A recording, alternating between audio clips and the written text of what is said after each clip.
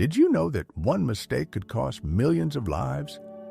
In this story, the USA decided the fate of the war in just a few days. If you're interested in the truth about World War II, subscribe and hit the like button. There are many shocking facts ahead. May 1942, Aberdeen Proving Ground, Maryland. Imagine you are standing at the edge of that testing range. The morning sun stretching long, hard shadows across the dirt, the metallic tang of oil and cordite in the air. Before you, Lieutenant Edward Uhl braced a 5-foot steel tube against his shoulder. In his hands lay what Army files would later hail as one of the war's most revolutionary weapons. Yet, at that instant, it was little more than scavenged scrap, a wooden rifle stock lashed on for a grip and a hopeful prayer that the whole contraption would not blow back into his face. Uhl was 24, freshly graduated from Lehigh University with an engineering degree and 5 Beta Kappa honors, and for weeks he had been locked in combat with a near-impossible engineering puzzle. The shape-charged grenade he carried could chew through 4 inches of hardened steel, enough to stop any German tank rolling across Europe. But there was a catch. At 3.5 pounds, it was simply too heavy to be thrown far enough for a man to survive the blast. What the Army desperately required was a delivery system, quick, simple, and rugged enough that any infantryman could operate it without special training. They needed it yesterday. Nearby, Captain Leslie Skinner watched through field glasses and jotted notes on a clipboard. Skinner, who during the weapons development had been elevated to major, was a 42-year-old career officer who had fiddled with rockets since adolescence, ever since that youthful experiment in 1915 when a misfired rocket accidentally set fire to the hospital roof at Fort Strong, Massachusetts. His father, an Army surgeon, had not been amused. And yet that teenage obsession with explosives had carried Skinner to this very morning, to a weapon that would alter infantry tactics forever. Behind them, a cluster of generals gathered, unaware that they were about to witness an historical turning point. Among them stood Brigadier General Gladian Marcus Barnes, Chief of Research and Development for Army Ordnance, who had reluctantly agreed to attend a demonstration headquarters had sneered at as nothing more than Skinner's toy rocket. The Army had larger bleeding problems. American forces were shockingly unready for the mechanized blitz sweeping across Europe and North Africa.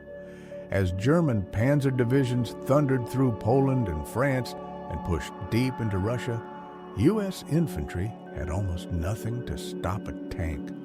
Men were being taught the suicidal art of running forward and sticking magnetic mines to enemy armor, a tactic with predictably catastrophic survival rates. The weapon Uhl shouldered looked absurd. It was a bare tube, open at both ends, fitted with makeshift sights fashioned that very morning from a bent wire coat hanger. Nestled inside was a finned rocket carrying the shape-charged warhead. Its firing system was jury-rigged from a dry cell battery and a trigger cobbled together from assorted salvaged parts. Nothing about it spoke of precision ordnance.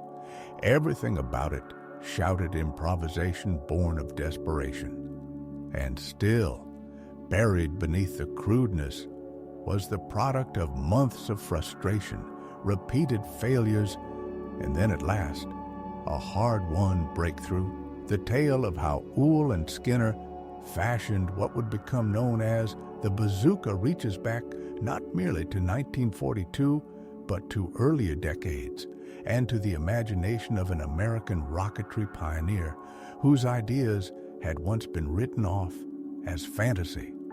Robert Goddard had experimented with rocket-propelled weapons during World War I, building prototypes that, at least in theory, could have given infantry portable firepower against fortifications. When the armistice fell into place in November 1918, the fever of invention cooled almost overnight. Who, after all, would pour money into wild rocket experiments once the war to end all wars had been signed away? The blueprints and notes drifted into the War Department's archives and gathered dust for 2 decades. Then, by 1940, with German tanks overrunning Poland and France, those forgotten papers glowed with sudden relevance. Picture Captain Leslie Skinner at the Indian Head Rocket Laboratory in Maryland, rifling through yellowing files and pulling out Robert Goddard's old research. The physics behind Goddard's work still stood up to scrutiny. Solid fuel rockets could propel a warhead forward without subjecting the firer to crippling recoil. That was not the problem. The hard questions were different. Could anyone fashion a warhead strong enough to punch through modern tank armor? And could a launcher be conceived that was so simple it could be manufactured in great numbers and used by a foot soldier with little training? The shaped charge idea itself was hardly new. Since the 1880s, when Charles Monroe had observed that explosives shaped with hollow cavities concentrated their blast into a furious, narrow jet, ordnance designers had known that you could focus destructive energy like a torch. By 1941, American ordnance teams had turned that principle into the M10 shaped charge grenade. Tests were brutally persuasive. The M10 could burn through armor as if it were sheet metal, yet practicality remained stubborn. At roughly 3.5 pounds, the M10 was too heavy to throw far enough for a man to survive, and trying to jam such a charge onto a rifle's muzzle invited danger. Backblast could injure the shooter. Skinner, sketchbook open, drew a radical alternative in December 1940, a system that would launch a rocket from a tube. His superiors, however, were skeptical. There was no suitable warhead, they said. Then, in 1942, the M10 finally arrived at the lab, and what had once seemed impossible slid into the realm of the merely difficult. Skinner handed the launcher project to Lieutenant Edward Uhl, who had joined Skinner's Special Projects Unit in June 1941. For weeks, Uhl lived inside the problem. How could he shield a man's face and chest from hot exhaust? How could the projectile be kept steady in flight so it wouldn't tumble? How could sights be made accurate enough to place a hit at combat ranges? The experiments piled up, failures, adjustments, more failures. And then, as so often happens in invention, chance lent a hand. Imagine Uhl walking past a junk pile one afternoon at the laboratory. He spied a steel tube about 5 feet long and roughly 60 millimeters across. Something in his engineer's eye aligned.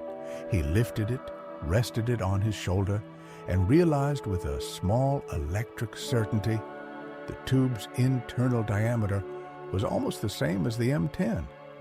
Slip the rocket inside the tube and the open rear would channel the exhaust away from the man firing it.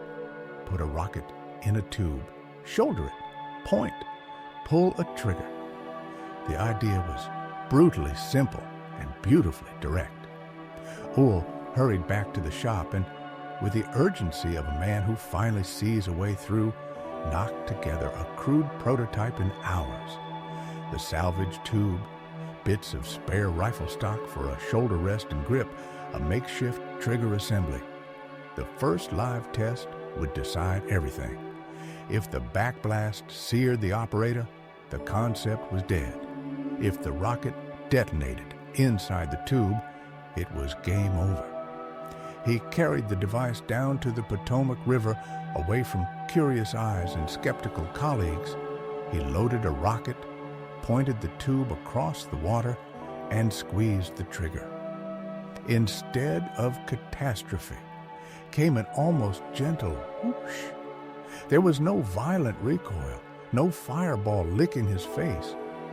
The propellant burned out within the tube's length. What little exhaust escaped vented harmlessly out the rear. The projectile arced and plopped into the river many yards away. Uhl sat there, stunned and elated. The weapon could, in fact, be fired from the shoulder without shredding the man who fired it. The next morning, he took the prototype to Skinner. Together, they tightened and tuned the design. Proper sights replaced rough guesstimates. The trigger was made reliable, and the electrical firing circuit was hardened to survive mud, rain, and the jolts of combat. They made inert practice rockets and put the system through safety and performance checks. Time and again, it exceeded expectations. Now came the moment of proof before those whose opinions mattered most, the brass. A demonstration was hastily organized at Aberdeen Proving Ground in May 1942, scheduled alongside trials of several spigot mortars, large crew-served shape-charge weapons already in the Army's inventory. Skinner saw the chance to let the crude tube and Uhl's rocket compete against the established systems. Success would vindicate them. Failure would bury them. But in their rush, they had overlooked one small yet telling detail. The launcher had no real sights. The iron sights were nothing more than a coat hanger wire bent into shape and crudely attached with a broken nail only that morning. No precision optics, no careful calibration, just a last-minute improvised guess at where the rocket might go. The day's trials began with the spigot mortars. 5 different models were tested against the moving Mark IV tank downrange. Each crew fired multiple rounds. Against stationary hulks, these mortars were adequate. But when asked to track and hit a vehicle in motion, they failed. Not a single hit was scored. The generals' faces registered the kind of disappointed resignation that comes from too many failed demonstrations. Anti-tank weapons were notorious for missing the chaos of real battle. Then came Skinner and Uhl's moment. Picture Skinner shouldering the crude launcher, following the tank as it rolled across the range, a hulking target, metal groaning, treads churning. He squeezed the trigger. The rocket leapt from the tube with that unmistakable whoosh. Seconds later, it struck the hull with a metallic clang that snapped heads and raised eyebrows among the onlookers. Was it a fluke? Perhaps. He fired again. Another hit. Again and again. With nothing more than wire hanger sights and hardware pulled from scrap, Skinner and Uhl repeatedly struck the moving Mark IV, while 5 more elaborate mortars had managed 0 successes. Brigadier General Gladian Marcus Barnes stepped forward, curiosity breaking through the military stoicism that usually closed his face. This was a man who had watched weapons tested for 30 years. His appetite for novelty was tempered by long experience. Now, his weathered features betrayed fascination.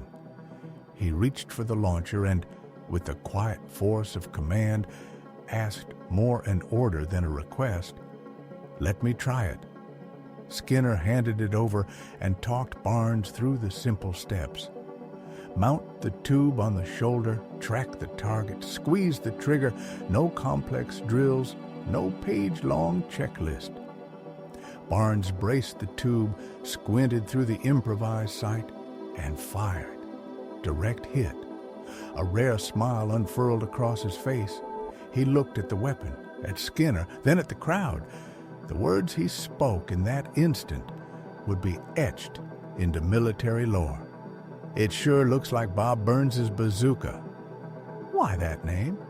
Bob Burns, a hugely popular American comedian in the 1930s and early 1940s, had fashioned a bizarre musical contraption, a long hollow tube that made ridiculous sounds when blown, and he called it a bazooka. The quip stuck, and within moments the nickname jumped from a stage prop to a battlefield implement. Barnes's jest was not mere levity. It was a christening. That improvised tube would be known by a single simple name from factory floor to foxhole: the bazooka. On that very day at Aberdeen, with rocket smoke still curled in the air, Barnes filed a favorable report that triggered immediate action: an order for 5,000 launchers, not test pieces, but units for combat deployment. A few days later at Camp Sims, Washington, D.C., General George C. Marshall watched a demonstration attended by senior Army and Navy officials, Allied observers, and British and Russian military representatives. Marshall issued verbal orders for 5,000 launchers and 25,000 anti-tank rockets, plus 5,000 practice rockets on the spot. General Electric won the contract on May 20th, 1942, and with it, an almost impossible timeline: 30 days to produce 5,000 launchers. The clock began immediately. At GE's Bridgeport, Connecticut plant, engineers worked round the clock, reverse engineering Skinner and Uhl's prototype. The genius of the design lay in its simplicity, ideal for mass production. A length of steel tube, a wooden stock, a basic trigger assembly, and a battery-powered ignition. Nothing exotic, nothing that demanded rare materials or arcane processes, just ordinary metalwork and carpentry scaled up to wartime speed. Officially, the piece would be called Launcher Rocket 2.36-inch Anti-Tank M1, but nobody in the field used such formality. From the factory to the front lines, it was simply the bazooka. GE met the deadline with 89 minutes to spare, 5,000 bazookas manufactured in a single month. The weapon received its formal designation on June 14, 1942. E.G. Budd Company produced the first lot of 25,000 M6 anti-tank rockets and 5,000 M7 practice rockets. Yet having a launcher was only half the equation. The rocket itself, the M6, proved a temperamental partner. Early production rockets suffered alarming reliability failures: primers that would not fire, fins bending in transit, propellant that burned erratically, too fast in heat, risking tube rupture, too slow in cold, leaving the gunner scorched by lingering exhaust. In controlled lab conditions, the shaped charge warhead performed admirably. In the field, it was often unpredictable. The electrical ignition system faltered in wet and cold climates. The contact ring design introduced structural weaknesses. When an M6 functioned as intended, the result was devastating. When it failed, the weapon was useless. This uneven reliability would become painfully clear in the bazooka's first combat appearance, November 8, 1942, under the blazing Mediterranean sun on the beaches of North Africa, as Operation Torch, the Allied invasion of French North Africa, commenced. Imagine a dawn when more than 100,000 American and British soldiers struck ashore at Casablanca, Oran, and Algiers all at once. The sea, a glittering scar under the Mediterranean sun. It was the United States' first large-scale offensive of the war. Among the forces waiting ashore were elements of the 1st Infantry Division at Oran, Combat Command B, of the 1st Armored Division at Oran, and units of the 34th Infantry Division, some of whose men carried the brand-new M1 bazookas. Now picture the night before the landings, November 7, 1942. Supreme Commander Dwight Eisenhower learned to his astonishment that his troops had not been taught to use their new weapons. Bazookas had been shipped to North Africa so hastily that many soldiers encountered them for the first time only when crates were pried open aboard transport ships. No manuals accompanied the gear, no instructors, no practice rounds. Only a crude tube, a handful of rockets, and the thin reassurance that, in theory, the device could stop a tank. What followed ashore was chaos. French colonial units, loyal to Vichy, fought back with an intensity few had expected. German reinforcements surged toward Tunisia. American formations, inexperienced in combat, found themselves hampered by broken coordination, uncertain leadership, and unfamiliar equipment. During the torch landings, the bazooka largely failed to make a mark. The weapon that had impressed at Aberdeen was floundering before it even reached its proper moment.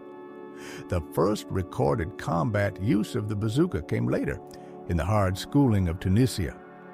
The 168th Infantry Regiment of the 34th Division received its initial shipment of bazookas on February 12, 1943, in the midst of the Battle of Kasserine Pass.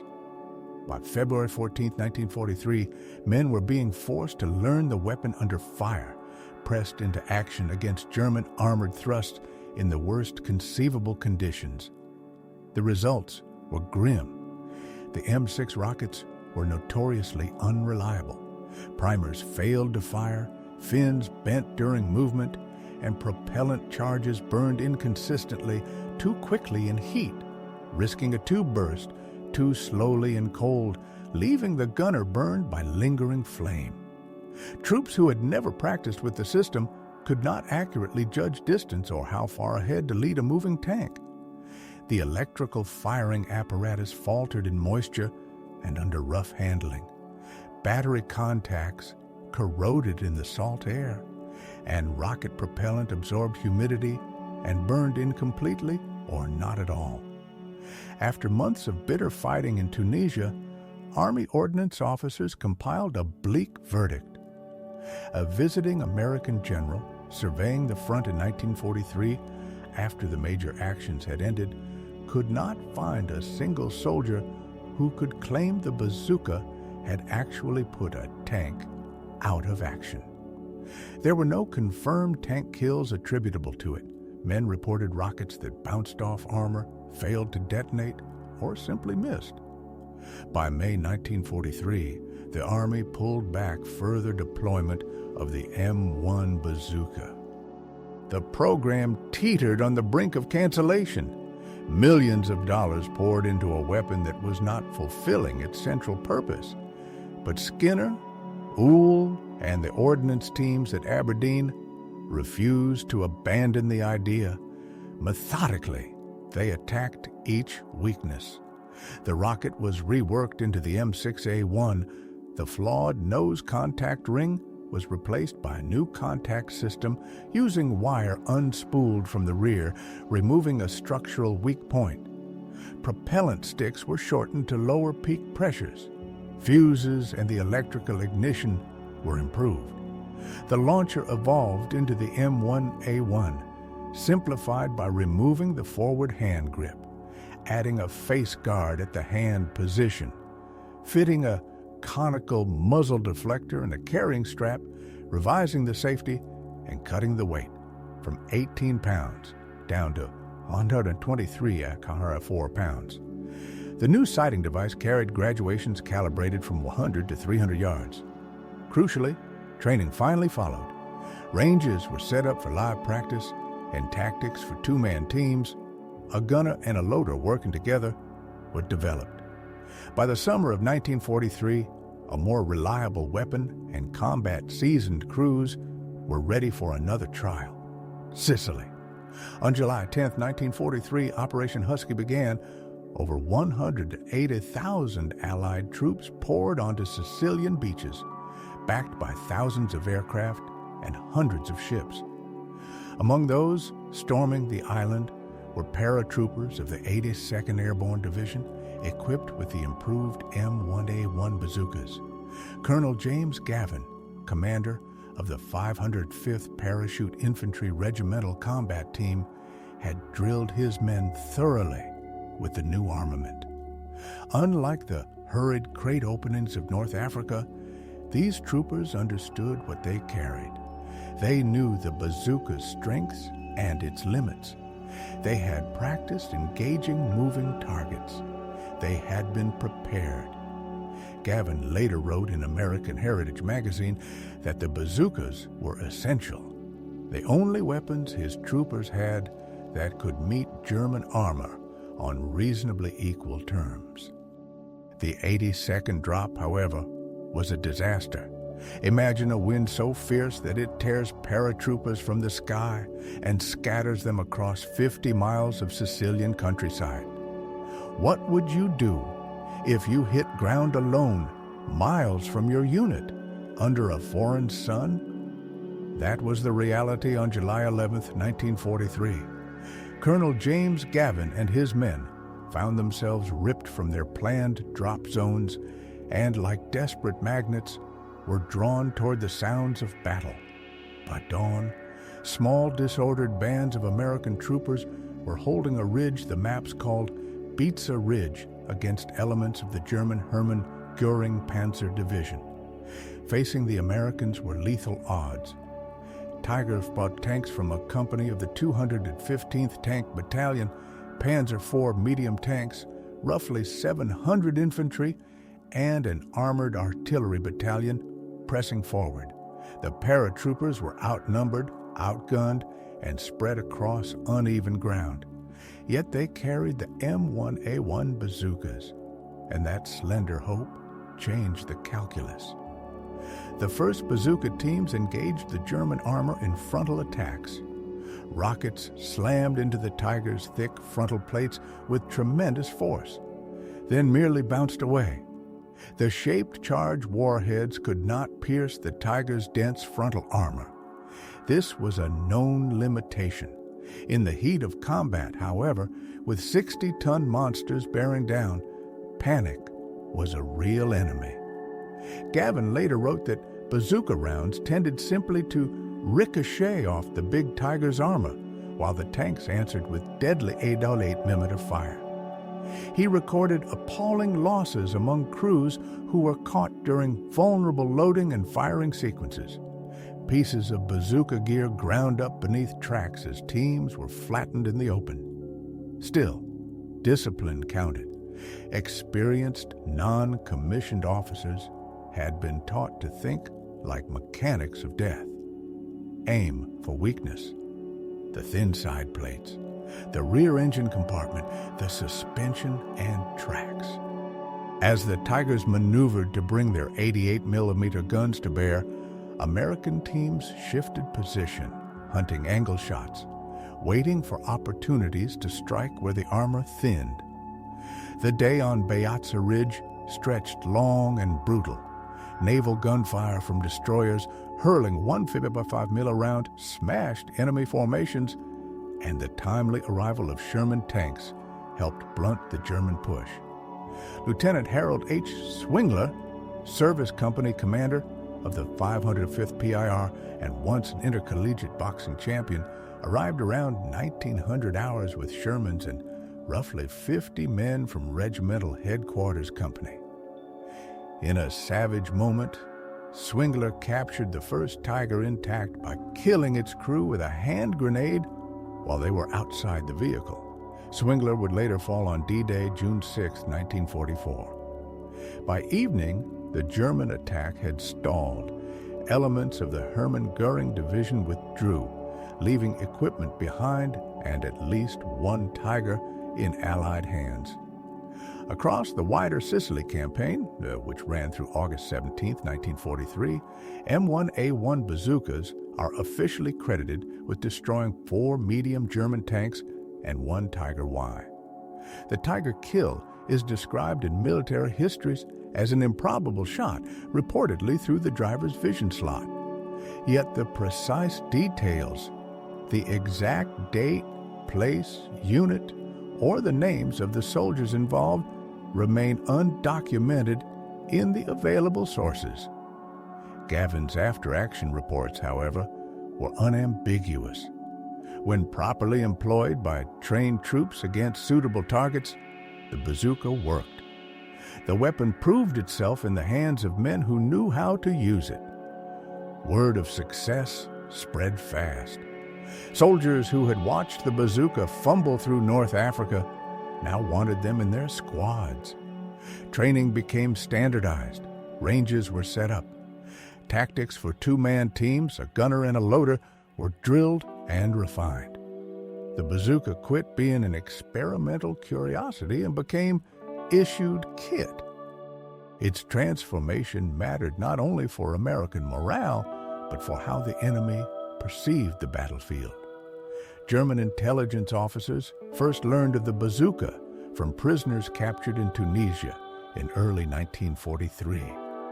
Additional examples came into German hands late in 1942 on the Eastern Front, taken from Soviet units supplied through Lend-Lease, and more were captured in February 1943 during the continued Tunisian fighting. German ordnance experts inspected these weapons closely. The shape-charged warhead was a concept their own scientists understood well. Yet the simplicity of the American delivery system, a man-shouldered tube and a single-shot rocket, held a sort of brutal elegance.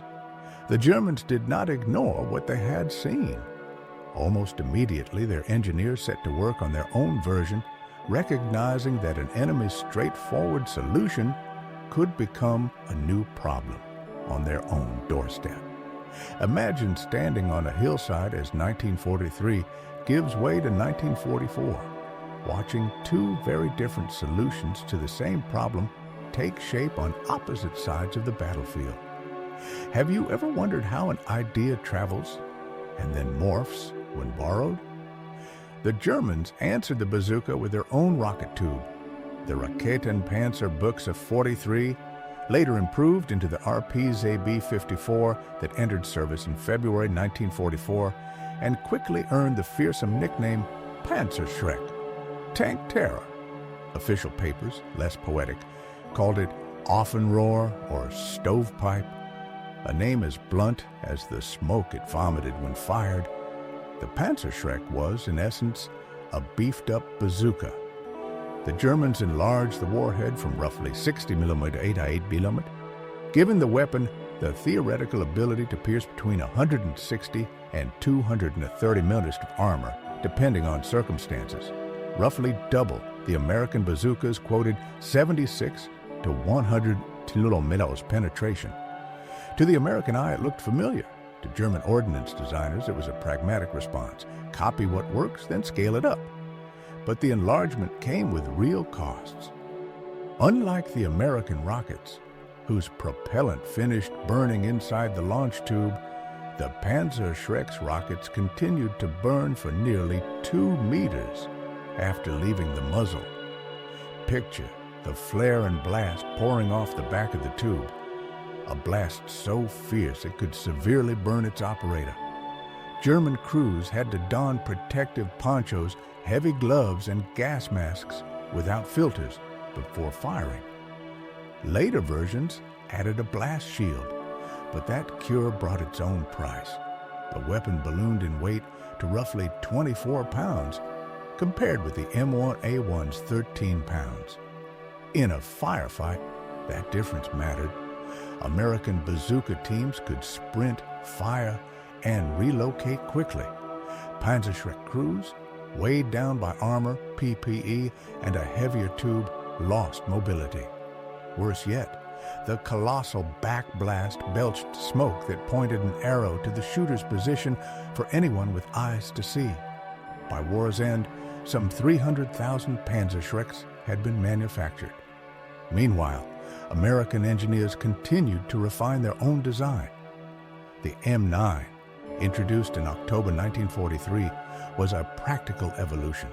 It broke into 2 pieces for easier transport, a crucial feature for airborne troops, measuring 61 inches assembled and about 31.5 inches when disassembled, and weighing roughly 15.87 pounds unloaded. Wood trim gave way to metal furniture. Most importantly, the temperamental battery ignition was abandoned in favor of a Magnavox T6 trigger magneto, eliminating a host of misfires. In September 1944, the General Electric T43 aperture sight was superseded by the Polaroid T90 reflector sight, improving aiming speed and accuracy. The weapon's rate of fire climbed to around 10 rounds per minute. Production of the M9 reached 26,087 units. Yet the M9 was not the end of the line. The M9A1, introduced in June 1944 with sturdier tube couplings, became the most numerous variant. By the war's close, some 207,119 M9A1 units had been produced. Equally important was the leap in rocket design. Late in 1943, the M6A3 rocket entered production with a blunt hemispherical nose designed specifically to prevent ricochets off sloped armor. A circular fin assembly steadied flight, improved shape charge standoff, and a more reliable propellant made the round far less temperamental across temperature extremes. The result was a rocket that could reliably penetrate roughly 3.5 to 4 inches of armor plate at effective ranges of 250 to 300 yards. Think for a moment about soldiers who had once cursed the bazooka's early failures. By now they were praising its reliability and adaptability. The Italian campaign, with its mountains and narrow valleys, played to the bazooka's strengths. What did defenders on a hillside rely on? Fortified villages, machine gun nests, mortars and tanks dug into prepared positions, all the ingredients of a killing zone. Infantry advancing through those narrow valleys could not simply lob grenades far enough. They needed a reach. The bazooka provided that reach. It engaged fortifications and armor at up to 300 yards, destroyed machine gun emplacements, and knocked out light vehicles. Its high explosive anti-tank rounds did work their designers had not fully envisioned. The weapon's versatility outstripped the original brief, becoming an indispensable tool of infantry who faced terrain that turned tanks into slow, vulnerable monsters. At Cassino, in the brutal early months of 1944, the Allied armies battered themselves against the stone and steel labyrinth of German defenses. Here, the bazooka found a new role. A rocket that could punch through 4 inches of steel could also tear apart concrete bunkers and machine gun nests. And so, more often than not, bazookas thundered not at tanks, but at pillboxes carved into the mountainsides. Yet the weapon's greatest trial awaited on June 6, 1944, D-Day. Imagine the chaos of Omaha Beach. The surf choked with men and wreckage, sand erupting under machine gun fire, the air alive with screaming shells. In those first waves came the bazooka teams, carrying their slender tubes ashore through murderous fire. Entire companies lay pinned down by German strong points carved into the bluffs. Bazooka crews crawled forward through the blood-stained sand to blast openings through wire and concrete. Engineers used them to clear paths. Infantry fired them to silence machine gun nests long enough for flamethrower teams to advance. In those terrible hours, the bazooka was not just a weapon. It was survival. In the weeks that followed, as Allied forces pushed inland through the Norman bocage, the bazooka became indispensable. The countryside was a nightmare maze of hedgerows, earthen walls taller than a man, turning every lane into an ambush. Combat here was measured in yards, not hundreds of yards. In such close quarters, the bazooka's portable firepower was a lifeline, but German armor was evolving. The Panthers' sloped frontal armor shrugged off even the improved M6A3 rockets, unless the range was almost point blank. The massive Tigers were nearly invulnerable from the front. American soldiers adapted. Riflemen laid down suppressive fire while bazooka teams crept along the flanks, seeking that narrow window, a side shot, a glimpse of engine grill, a moment of opportunity. General George S. Patton, commanding 3rd Army, defined the bazooka's grim purpose, a last resort weapon to keep tanks from overrunning infantry. Its effective range, he said, was about 30 yards, less than 100 feet. Imagine that. At 30 yards, a tank's machine guns could cut down a 2-man bazooka team in seconds. The men who took up those tubes knew what they were walking into, yet volunteers never lacked. Among them was one of the war's most extraordinary figures, Lieutenant Colonel Charles Bazooka Charlie Carpenter.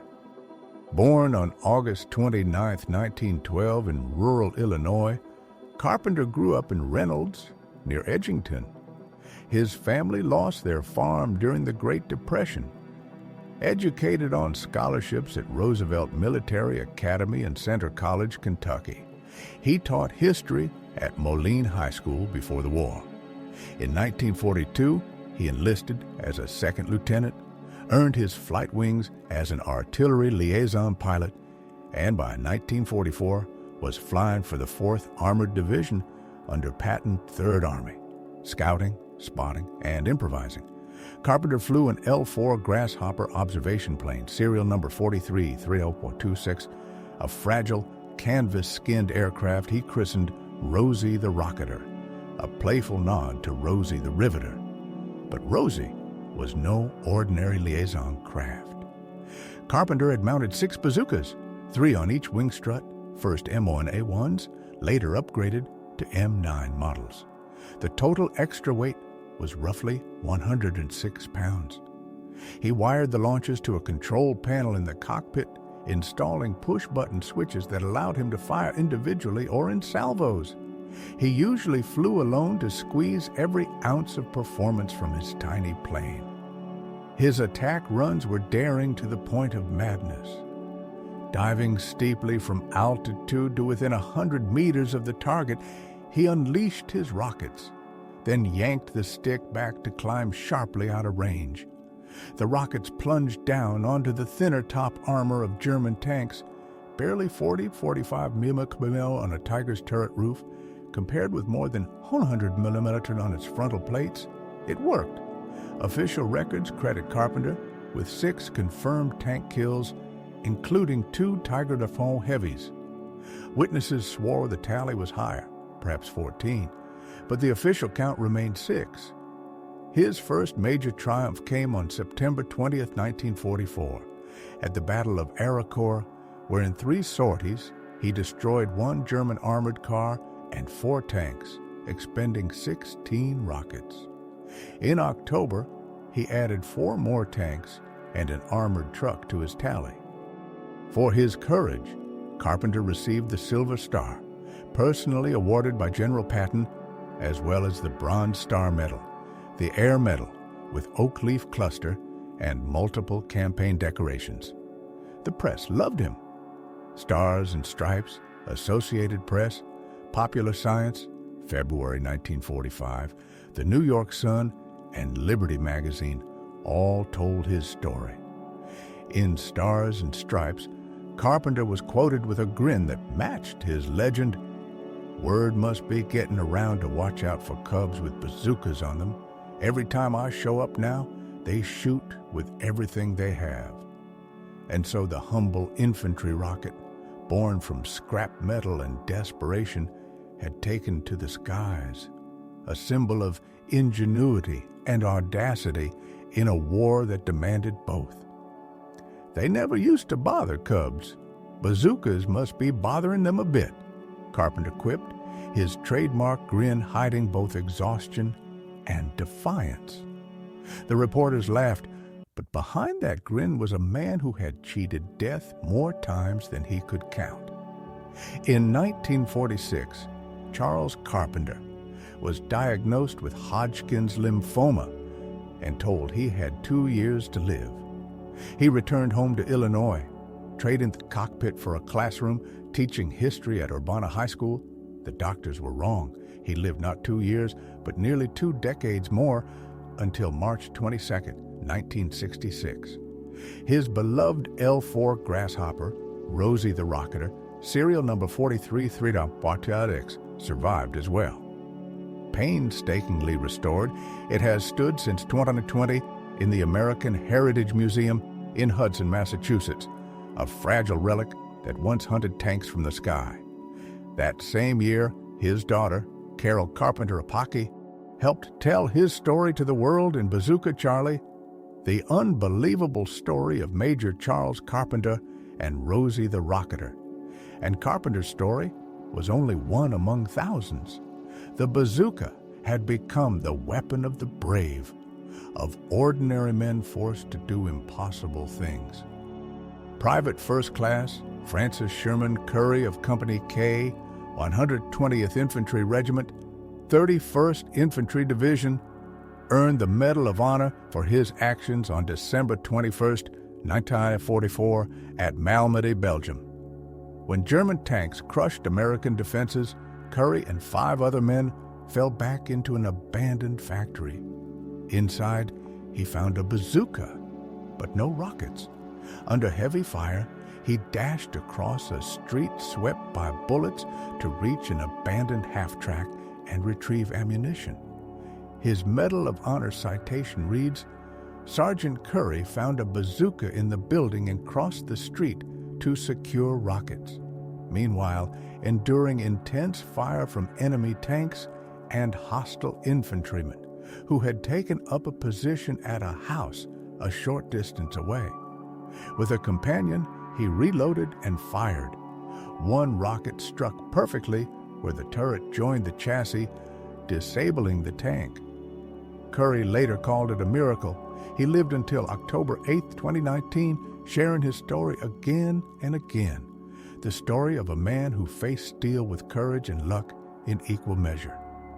Another hero, First Lieutenant Waverly Wright, Deacon Ray of Company D, 505th Parachute Infantry Regiment, 82nd Airborne Division, led a bazooka team near a railway bridge in Normandy in June 1944.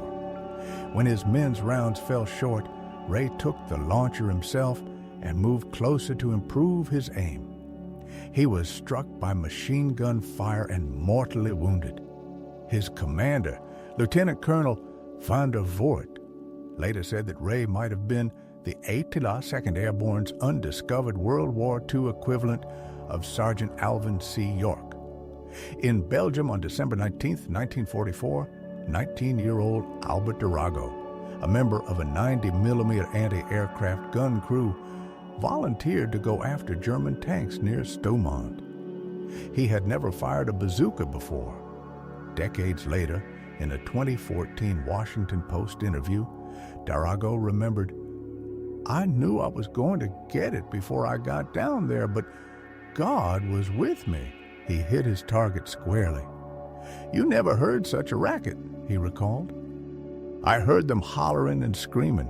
The lieutenant asked me to make sure, and I went down again with a reloaded weapon." Another man, Wilbur Bill Brunger, an Army engineer near Dortmund in 1945, used his M9 bazooka to destroy a German half-track, blocking the Autobahn. In a 2004 interview for the Veterans History Project at the Library of Congress, he said, "It must have had ammunition because it blew, I'd say, 100 feet in the air, but it blew up. I was glad we weren't any closer than we were." Even the mighty Jagdtiger, the heaviest tank destroyer of the war, could not escape vulnerability. On January 4, 1945, during Operation Nordwind near Rimlin, Alsace, Jagdtiger No. 134, a 79-ton monster with 200mm frontal armor, was struck in its thinner side plating by either a bazooka or an M-36 tank destroyer. The hit set off its ammunition, killing the entire crew. It was the first Jagdtiger lost in combat, a reminder that even steel giants had soft sides. During the Battle of the Bulge on December 17th and 18th, 1944, at the twin villages of Krinkelt-Rocherath and the crossroads of Lausdel in the Ardennes, bazooka teams destroyed more than 20 German armored vehicles. They were not the deciding factor in the American stand, but their contribution in close combat, at terrifyingly short range, was undeniable proof of the weapon's power when handled with courage and skill. In the Pacific, the story was different. Japanese tanks were lighter, their armor thin. The bazooka faced fewer mechanical challenges, but the jungle offered others: heat, humidity, and close-quarter ambushes. There, it became less an anti-tank weapon and more a tool for cracking bunkers, shattering pillboxes, and blasting through obstacles. From Normandy's hedgerows to the volcanic ash of the Pacific Islands, the 5-foot steel tube born from scrap at Aberdeen became the infantryman's equalizer. Crude, portable, and lethal. It was the weapon of the underdog, the weapon of the desperate, the weapon of those who refused to surrender. Imagine the map of the Pacific as a string of volcanic teeth, jagged islands where the enemy burrowed like crabs into caves, bunkers, and reinforced positions. What would you do if tanks were rare and the battlefield favored immobility and fortified emplacements? American Marines and soldiers answered by using the bazooka not as an anti-armor miracle, but as a tool to unmake concrete and earthworks. A rocket that could rip through 4 inches of steel could just as readily rip apart a pillbox, and that reach kept men from having to crawl into suicide range. Have you pictured white phosphorus curling out of a rocket, burning and choking a cave so that defenders either suffocated or crawled into the open? On Iwo Jima and Okinawa, bazooka teams often worked in tight partnership with flamethrower units. Rockets to blow open the hard shell, flamethrowers to finish the job. Yet the Pacific offered a harsh laboratory for equipment. Heat and humidity were unrelenting enemies of delicate mechanisms. The M1 and M1A1 models' electrical components suffered, misfires became routine. Rubber grips rotted quickly. Metal parts corroded despite coatings meant to protect them. The later M9's magneto-ignition proved a step forward in reliability, but it did not cure every woe. By the time the war ended in August 1945, the United States had paid dearly in industrial muscle for this simple tube. From June 1942 through May 1945, American factories produced 476,628 bazookas across all models. The breakdown reads like a manufacturing ledger. M1, 112,790 units from June 1942 to August 1943. M1A1, 59,932 units from July to October 1943. M9, 26,087 units from October 1943 to June 1944. M9A1, 207,519 units from June 1944 to May 1945. And the M18, only 500 produced from April to August 1945, of which 350 saw combat. General Electric made roughly 91.6% of the total. Cheney Bigelow Wireworks of Springfield, Massachusetts, under a June 1944 contract valued at $163,000, turned out about 40,000 M9IA1 launchers and earned the Army-Navy E award 3 times during the conflict. Rockets were manufactured by the millions. 15 extra 3,000 rounds of all types, heat, practice, and smoke, had been produced by war's end. The bazooka's simplicity also made it easy to teach. Allied armies learned fast. Free French forces became the largest foreign operator with 11,350 units. The Soviet Union received roughly 3,000 through Lend-Lease, though they preferred their anti-tank rifles. Brazil took about 2,900, the United Kingdom 2,100, China 2,000, Canada approximately 170. Czechoslovak insurgents received 162 launchers dropped by air during the Slovak national uprising in September-October 1944. But the battlefield was changing. By late 1943 and into 1944, German tanks were growing harder to defeat with a 2.36-inch rocket. The Panther's sloped armor shrugged at many impacts unless the shot found an ideal angle. The Tiger II, introduced in late 1944, was for all practical purposes immune to the bazooka from the front, vulnerable only at the rear. American ordnance officers recognized the strategic mismatch. In October 1944, after examining captured German Panzerschrecks, U.S. engineers set about devising a larger, more potent system, the M20 Super Bazooka. How do you close the gap between a 2.36-inch tube and the new generation of armored behemoths? The answer was simple in principle: go bigger. The M20 adopted an 88.9 mm 3.5-inch caliber, matching the German diameter. Its launcher was made as a two-piece aluminum alloy tube that measured about 60 inches when assembled and roughly 33 inches when broken down for transport, and it weighed about 14.3 pounds unloaded. The firing mechanism used a magneto-type device in the trigger grip, a more reliable solution than early batteries, and a reflecting optical sight improved aiming. It was an engineering response to a tactical problem. If tanks could not be stopped at a distance, then the weapon had to be made potent enough to threaten them where it mattered. Picture a warhead that could bite through 11 inches of armor, nearly twice what the old 2.36-inch rockets could manage. That was the M28A2, effective out to roughly 150 meters against moving targets and 275 to 300 meters against stationary ones, with a practical rate of fire near 6 rounds a minute. The launcher built to throw it, the M20, was designated in the closing months of 1944. Small-scale production would not begin until 1948. And here's the twist. Despite all that promise, the M20 saw no combat in World War II. Europe's war ended in May 1945 before it could reach frontline units. And in the Pacific, where Japanese armor was lighter and the fight centered on bunkers and caves, the original 2.36-inch bazooka remained adequate through Japan's surrender in August 1945. No one knew it then, but that hard-earned experience would be needed sooner than anyone imagined. 5 years later, on June 25, 1950, North Korean forces, fielding roughly 150 Soviet-supplied T-34-85s, surged across the 38th parallel. American units, understrength and unready, suddenly needed a tank stopper they could carry. South Korea possessed 1,258 Mi-9A 2.36-inch bazookas, their only anti-tank weapon in real quantity, and they proved tragically ineffective against the T-34-85's frontal armor of 90-100 mm.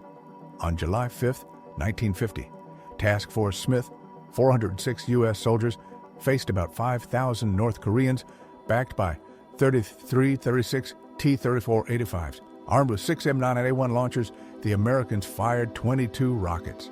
The effect? Nothing. The rounds bounced off, the line broke, the task force routed. 3 days later, on July 8th, Colonel Robert Martin of the 24th Infantry Division was killed trying to stop a T-34 with a 2.36-inch bazooka. Day 13 of the war, July 8th, 1950. General Douglas MacArthur demanded immediate shipment of the M20 Super Bazooka. Rock Island Arsenal began moving launchers to Korea at once, along with instructors from Fort Benning. Training manuals were written in a frantic fortnight.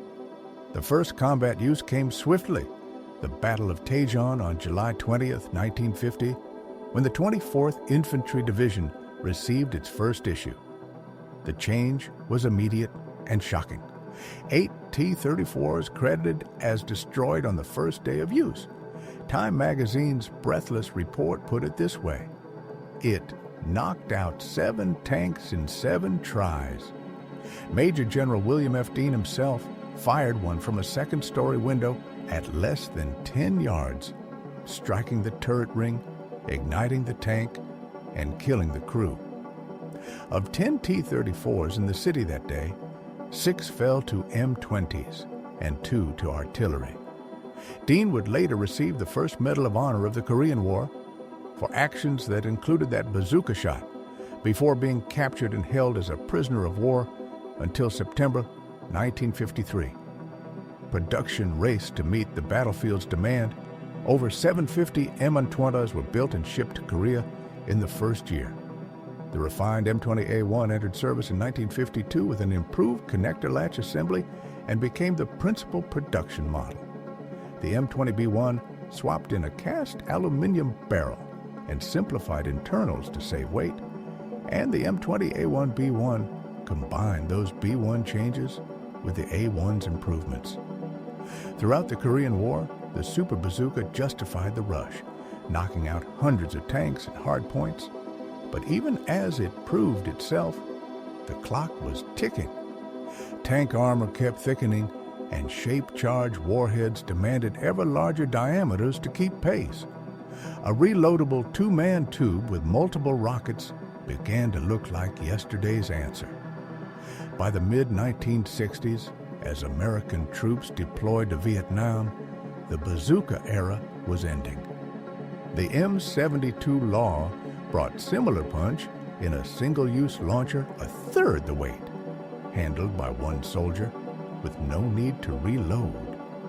The bazooka lingered in limited roles during the early Vietnam years, especially against fortifications, and then slowly slipped from American inventories, and yet the idea Skinner and Uhl hammered together in 1942 never left the battlefield.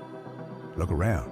The AT-4, the RPG-7, the M136, the Panzerfaust III's, scores of modern launchers trace their lineage to that crude tube Uhl plucked from a scrap pile. The shape-charged warhead remains the infantry's primary method for defeating armor at close range. Perhaps most transformative was the psychology. Before 1942, a tank was a near-mythic beast, all but immune to a single soldier. The bazooka rewrote that equation.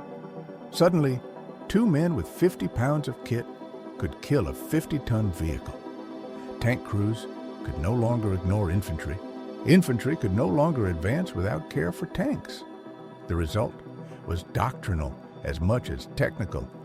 Combined arms ceased to be a theory and became a battlefield necessity.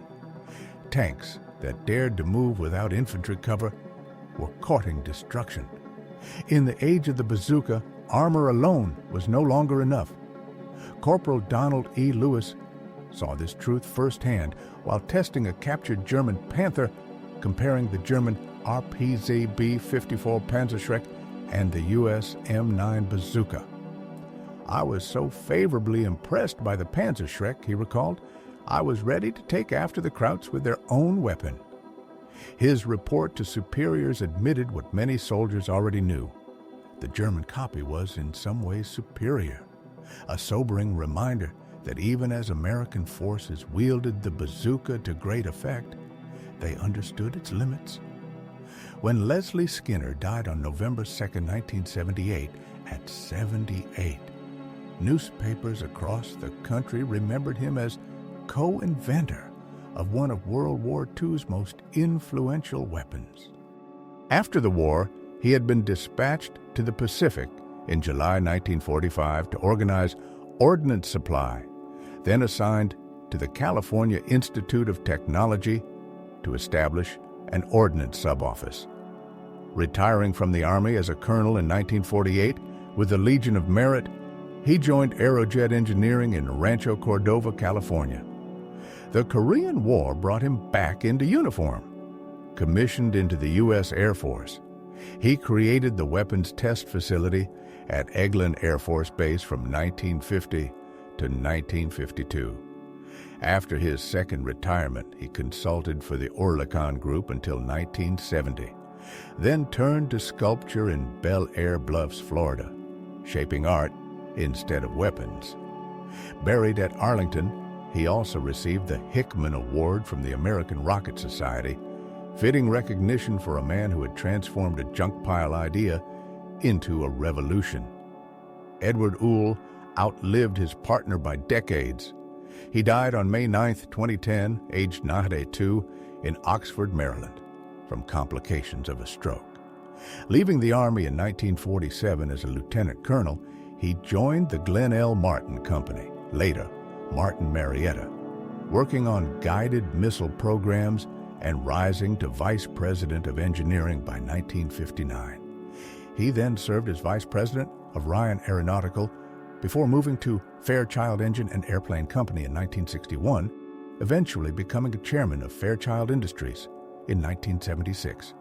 From 1961 to 1985, Uhl oversaw its transformation from a military aircraft maker into a Fortune 500 aerospace firm whose products included the Matador, Bullpup, and Pershing missiles, the F-105 and A-10 Thunderbolt II, and the Pegasus, ATS-6, and TDRS satellites. Married to Maureen Barbara Kelleher since 1943, he raised 4 children, 2 of them fellow Lehigh alumni. In interviews late in life, Uhl never romanticized his achievement. "We really had no anti-tank weapon," he told Maryland Cracker Barrel magazine in 2007. "You can't believe how inept our military was at that point in time." He wasn't exaggerating.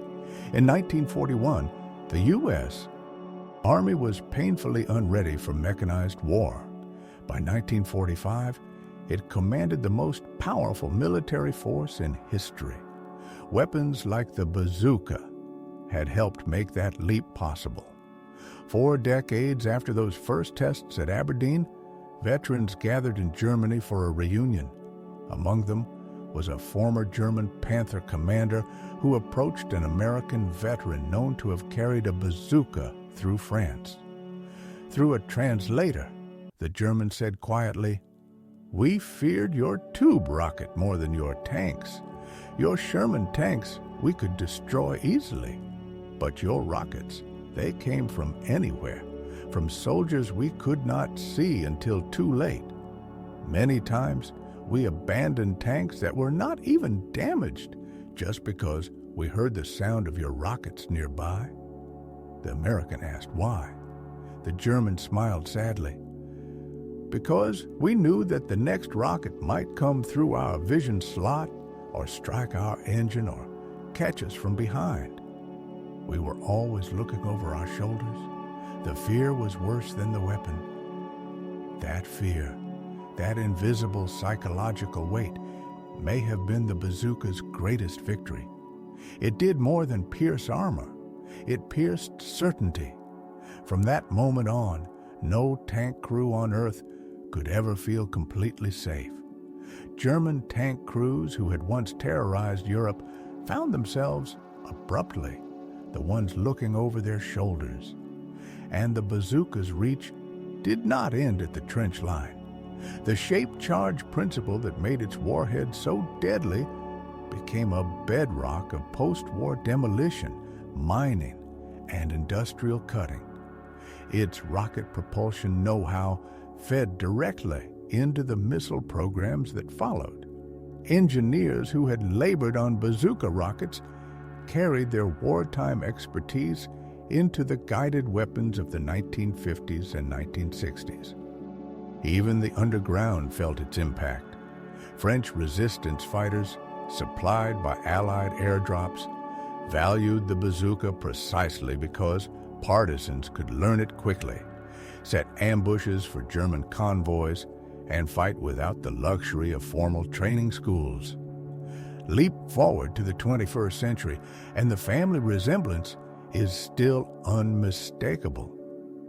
Shoulder-fired launchers have evolved into systems Skinner and Uhl could scarcely have imagined. Tandem warheads to defeat reactive armor, guidance for long-range accuracy, sophisticated electronics, the M3 Carl Gustaf, the FGM 148 Javelin, the NLOW, each represents a generation of refinement. And yet soldiers still call them bazookas. The name has become generic, a shorthand for an entire class of weapons. Historians who trace the bazooka's birth often point out what never happened. There was no committee gauntlet, no multi-year development saga, no exhaustive trials before issue. There was simply a weapon that worked well enough, built fast enough, and shipped widely enough to change battles. Compare that to today's procurement cycles, decades from idea to fielding, budgets counted in billions. By contrast, the bazooka cost on the order of $50 to manufacture, and any infantryman could keep it running. Think, too, about who built it.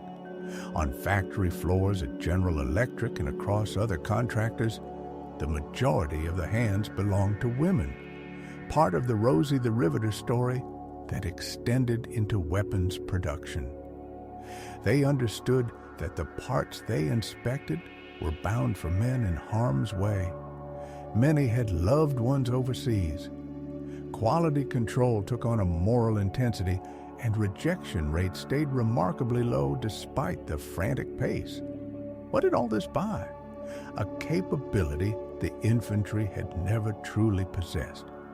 No longer did soldiers have to dash up to a tank with a satchel of explosives in a last desperate gamble. Now they could engage at a distance with a real chance to survive. That shift from helplessness to agency may have been the bazooka's most important gift. It proved that not every breakthrough demands years of research and oceans of money. Sometimes it takes an engineer walking past a scrap heap, an open-minded boss, and the nerve to try something that looks a little crazy. Skinner and Uhl did not set out to reinvent warfare. They were solving a practical problem under brutal time pressure and with limited resources. That their fix became one of the war's most influential weapons reminds us that effectiveness does not require elegance. The bazooka was not graceful. It was not flawless. But it was good enough, cheap enough, and quick enough to help win a world war. Ask the men who carried it what it meant. They rarely spoke of historical significance.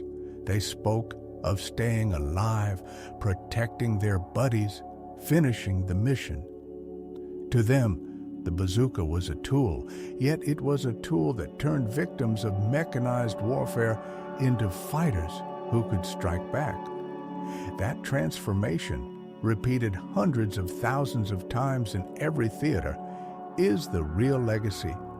Not merely the specifications, production totals, or kill counts, but the confidence it placed in a single soldier's hands. You are not helpless. You can meet steel with fire and prevail. So return to that moment in 1942. Edward Uhl walking past a junk pile and noticing a discarded steel tube. From that glance grew a chain of consequences. A prototype tested across the Potomac, a demonstration with coat hanger sights, an immediate production order, combat issue on 3 continents, millions of rockets fired, thousands of enemy vehicles wrecked, and tens of thousands of American lives saved. All because a young engineer recognized that sometimes the straightest line between problem and solution is also the most powerful.